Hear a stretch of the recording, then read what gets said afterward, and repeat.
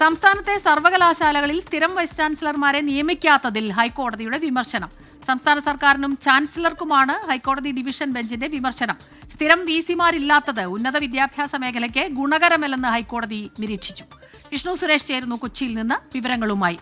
വിഷ്ണു, സർക്കാരിനും ചാൻസലർക്കും ഇക്കാര്യത്തിൽ വിമർശനമുണ്ട് ഹൈക്കോടതിയുടെ ഭാഗത്തുനിന്ന്. എന്തെല്ലാമാണ് ഹൈക്കോടതിയുടെ നിരീക്ഷണത്തിലുള്ളത്?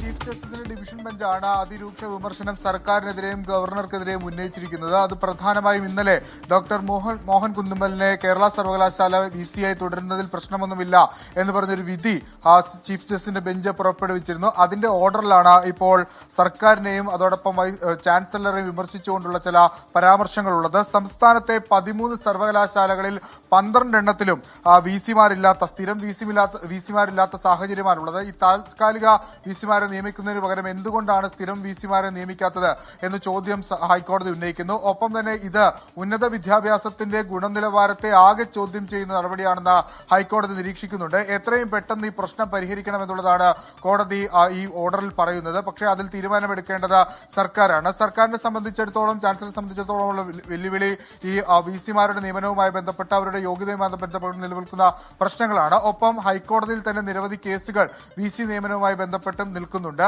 ആ പ്രശ്നങ്ങളൊക്കെ മറികടന്നുകൊണ്ട് എങ്ങനെയാണ് സ്ഥിരം VC നിയമനം സാധ്യമാക്കുക എന്ന സർക്കാരും ഉന്നത വിദ്യാഭ്യാസ വകുപ്പുമൊക്കെ അടിയന്തരമായി പരിശോധിക്കേണ്ട സാഹചര്യമുണ്ട്. അതല്ല എങ്കിൽ അത് ഉന്നത വിദ്യാഭ്യാസ മേഖലയുടെ മുന്നോട്ടുള്ള പോക്കിനെ ആകെ ബാധിക്കുമെന്നാണ് ഹൈക്കോടതിയുടെ നിരീക്ഷണം. സ്മിത, ഇന്നും ഇന്നലെയും തുടങ്ങിയതല്ല. നമുക്കറിയാം, സർക്കാരും ഗവർണർ ആരിഫ് മുഹമ്മദ് ഖാനും തമ്മിലുള്ള വലിയ പ്രശ്നങ്ങൾക്ക് ഏറ്റവും പ്രധാനപ്പെട്ട ഒരു കാരണം എന്ന് പറയാവുന്നത് ഈ ചാൻസലറുടെ അധികാരങ്ങൾ, VCമാരെ നിയമിക്കുന്നതിലുള്ള കാര്യങ്ങളൊക്കെ തന്നെയായിരുന്നു. ആരോഗ്യ സർവകലാശാല VCയെ പുനർനിയമിച്ചത് ഗവർണറുടെ ഒരു തീരുമാനമായിരുന്നു. അതിലൊക്കെ തന്നെ തർക്കങ്ങൾ ഇങ്ങനെ നടന്നുകൊണ്ടിരിക്കുന്നു. പക്ഷേ ഏറ്റവും പ്രധാനപ്പെട്ട ഒരു കാര്യം, ഇങ്ങനെയുള്ള തർക്കങ്ങൾ പരിഹരിക്കപ്പെടാതെ പോകുമ്പോൾ ഏറ്റവും കൂടുതൽ പ്രശ്നമുണ്ടാകുന്നത് ഉന്നത വിദ്യാഭ്യാസ മേഖലയ്ക്ക് തന്നെയാണ്. അതിൻ്റെ ഒരു ക്വാളിറ്റി, അതിൻ്റെ ഒരു നിലവാരം തന്നെ നഷ്ടമാകും. കേരളത്തിലെ വിദ്യാഭ്യാസ മേഖല എന്ന് പറയുന്നത് മറ്റു രാജ്യങ്ങൾക്ക് പോലും, മറ്റ് സംസ്ഥാനങ്ങൾക്ക് മാത്രമല്ല, പുറത്തൊക്കെ തന്നെ ഒരുപാട് ഗുണകരമാണെന്ന് ഒരുപാട് പറഞ്ഞു കേട്ടിട്ടുള്ളതാണ്, പ്രകീർത്തിച്ചിട്ടുള്ളതാണ്.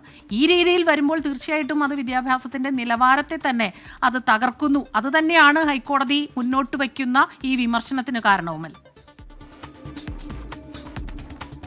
കേരളത്തെ ഉന്നത വിദ്യാഭ്യാസ മേഖല അത് പരമാവധി നേട്ടങ്ങളൊക്കെ സംഭരിച്ചുകൊണ്ട് മുന്നോട്ട് പോവുകയാണ്. വിവിധ പദ്ധതികൾ, വിദ്യാഭ്യാസ മേഖലകളിലെ മാറ്റങ്ങളൊക്കെ ആവിഷ്കരിച്ച് മുന്നോട്ട് കൊണ്ടുപോകുന്ന ഒരു ഉന്നത വിദ്യാഭ്യാസ മേഖലയാണ് കേരളത്തിലുള്ളത്. പക്ഷേ അവിടെ അപ്പോഴും ഒരു പ്രതിസന്ധിയായി നിൽക്കുന്നത് കേരളത്തിലെ 13 സർവകലാശാലകളിൽ 12 എണ്ണത്തിലും താൽക്കാലിക VCമാരാണ്, സ്ഥിരം VCമാരില്ല എന്ന് പറയുന്നത് ഒരു നാണക്കേടോ അല്ലെങ്കിൽ അതൊരു ഒരു സാങ്കേതികമായ പ്രശ്നങ്ങളോ ഒക്കെ തന്നെയാണ്. അത് ഉന്നത വിദ്യാഭ്യാസ മേഖലയെ പിന്നോട്ടടിക്കാനുള്ള സാധ്യത വളരെ കൂടുതലാണ്. എന്തുകൊണ്ടാണ് നമുക്ക് ഇത്തരത്തിൽ സ്ഥിരം VCമാരെ നിയമിക്കാനാകാത്തത് എന്നൊരു ചോദ്യം ഹൈക്കോടതിയുടെ ഭാഗത്തുനിന്നുണ്ടാകുക എന്നുള്ളത് ഒരു സ്വാഭാവികമാണ്. കാരണം ഇത്രയേറെ വിദ്യാഭ്യാസ മേഖലയിൽ നേട്ടം കൊയ്തൊരു സംസ്ഥാനത്തിനാണ് 12 സർവകലാശാലകളിൽ സ്ഥിരം VCമാരില്ലാതെ മുന്നോട്ട് പോകുന്നത്. ആ പ്രശ്നം പരിഹരിക്കാനുള്ള നടപടി സർക്കാരിന്റെയും അതോടൊപ്പം ചാൻസലറായ ഗവർണറുടെ ഭാഗത്തുണ്ടാകണം എന്നുള്ളതാണ് ഹൈക്കോടതിയുടെ നിരീക്ഷണം. സംസ്ഥാനത്തെ സംബന്ധിച്ചിടത്തോളം ഈ ഉന്നത വിദ്യാഭ്യാസ മേഖലയുമായി ബന്ധപ്പെട്ട് ഉന്നത വിദ്യാഭ്യാസ വകുപ്പും ഗവർണറും ഒക്കെ രണ്ട് തട്ടിൽ നിന്ന് പല വിമർശനങ്ങളൊക്കെ ഉന്നയിക്കുന്നത് നമ്മൾ കണ്ടതാണ്, പരസ്പരം പോരടിക്കുന്നത് കണ്ടതാണ്.